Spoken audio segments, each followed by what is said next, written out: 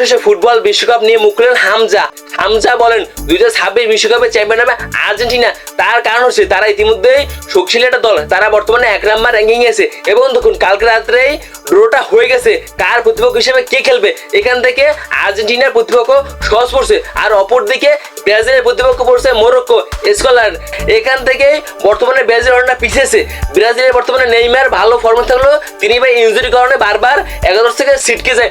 এবং দেখুন বর্তমানে আর্জেন্টিনার মেসি, তারপর এমিলিয়ানো মার্টিনেজ, তারপর সবাই বর্তমানে ভালো খেলে, তারপর লাউতারো মার্টিনেজ, ডিপল, সবাই বর্তমানে স্ট্রাইকার, মিডফিল্ডার, তাদের সব ম্যানগুলোই ভালো খেলে। এবং দেখুন 2026 বিশ্বকাপ ভাই অনেক ভালো হবে।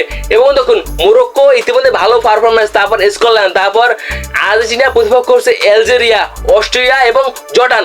আর্জেন্টিনা মাত্র 2টা ম্যাচ জিততে পারে, তারা কোয়ার্টার ফাইনাল চলে যাবে। আর দেখুন বড় সংখ্যা পড়ছে ব্রাজিল। ব্রাজিলের প্রতিপক্ষ হচ্ছে মরক্কো এবং স্কটল্যান্ড। স্কটল্যান্ড এবং মরক্কো বর্তমানে ভালো পারফরমেন্স, এবং ব্রাজিল বর্তমানে ছন্দ হারা একেবারে হয়ে গেছে। নেইমার ছাড়া ভাই তাদের দলটা কিছু বলা নেই, নেইমার ছাড়া একেবারে তাদের দলটা অসহায়। এবং হামজা চৌধুরী বলছে আমরা 2030 সালে বিশ্বকাপ খেলবো। তার কারণ হচ্ছে আমাদের দলটা ইতিমধ্যেই ভালো খেলছে, আমরা ইতিমধ্যে র্যাঙ্কিংয়ে অনেক উন্নতি করছি। আরে দেখুন হামজা চৌধুরী আসার পর আমাদের দলটা একেবারে চেঞ্জ হয়ে গেছে। আমরা এই 5 মাসের ভিতরে আমরা র্যাঙ্কিংয়ে অনেকটা উন্নতি করছি। আমরা 5 মাস আগে র্যাঙ্কিংয়ে ছিলাম 190, সেখান থেকে আমরা এখন 180 নাম্বার র্যাঙ্কিংয়ে উন্নতি করছি। দেখুন হামজা আসার পর আমরা কত র্যাঙ্কিংয়ে উন্নতি করছি। এবং দেখুন আমাদের ফুটবল ইতিমধ্যে যোগ দেওয়ার কথা চলতেছে ক্যাসপার হক, ইব্রাহিম নওয়াজ, তারপর বিশ্বক চাকমা। তারা যদি আমাদের স্কোরে যদি যোগ দেয় তাহলে আমাদের মিডফিল্ডার, স্ট্রাইকার, ডিফেন্স কিছু আমাদের সমাধান হয়ে যাবে। অপরদিকে আমাদের মেইন আলোচনা হচ্ছে গোলকিপার মিতুল মার্মা।